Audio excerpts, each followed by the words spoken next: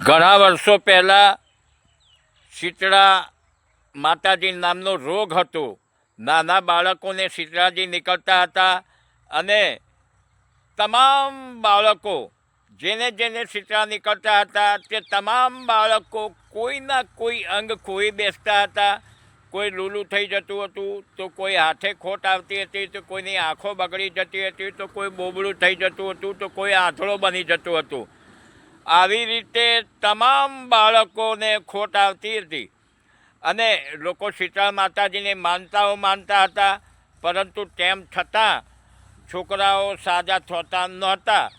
આખરે 1749ની અંદર એક વ્યક્તિનો જન્મ થયો અને તેને ઈસવીસન 1796માં શીતળાની રસીની શોધ કરી અને ધીરે ધીરે શીતળાની રસીની શોધ કરવાથી અને રસી આપવાથી ધીરે ધીરે શીતળાનો રોગ નાબૂદ થઈ ગયો.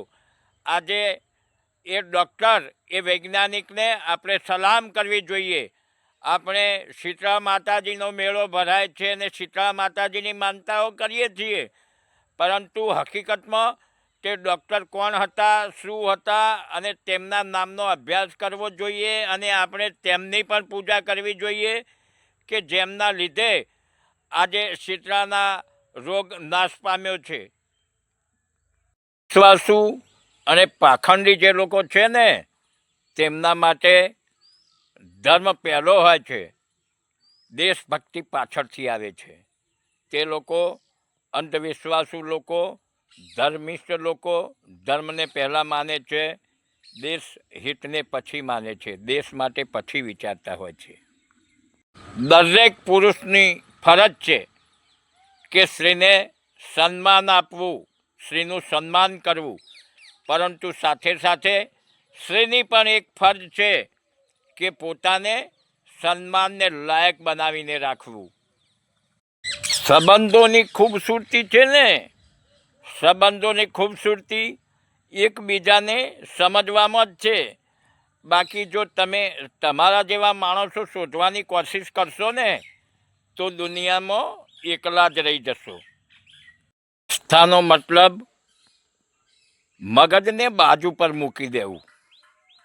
આસ્થાનો મતલબ સાચું શું છે અને ખોટું શું છે તે વિચારવાની શક્તિ ખોઈ બેસવી અને ફક્ત વિશ્વાસુ બની જવું, આસ્થામાં જ વિશ્વાસ રાખવો.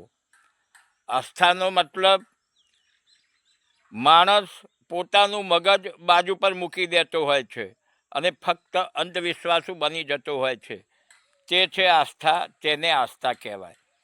આસ્થાવાળા માણસો અંધવિશ્વાસુ હોય છે.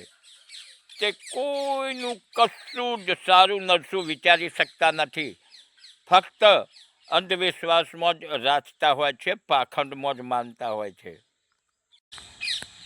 અહંકાર એટલે કે અભિમાનમાં તણે ગયા.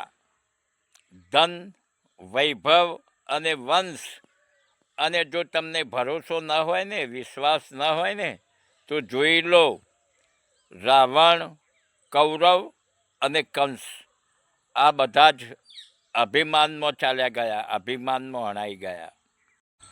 કોઈ પણ વાતનો ખુલાસો, કોઈ પણ વાતની ચોખવટ એવા માણસોની સામે કરાય કે જેની શ્રવણ શક્તિ એટલે કે સાંભળવાની શક્તિ મજબૂત હોય અને સમજ શક્તિ મજબૂત હોય, તમારી વાતને બરાબર સમજી શકતો હોય, તેવા માણસો જોડે જ ચોખવટ કરાય. બાકી જેને માની જ લીધું છે ને કે તમે ખોટા છો, તો પછી તેની સામે ચોખવટ કરવાથી શું ફાયદો? લોકો કહે છે ને કે જે દિવસે ભોળાનાથની તીસરી આંખ ખુલશે ને, તે દિવસે પ્રલય આવશે. પરંતુ એવું નથી. મારું માનવું એવું છે કે જે દિવસે SC, ST અને OBCની આંખો ખુલશે ને અને તે જાગૃત થશે, તે દિવસે દુનિયાની અંદર પ્રલય આવશે. વાત સમજવા જેવી છે દોસ્તો. ન સમજાય તો ફરી સાંભળો, સમજો અને હોશિયાર બનો.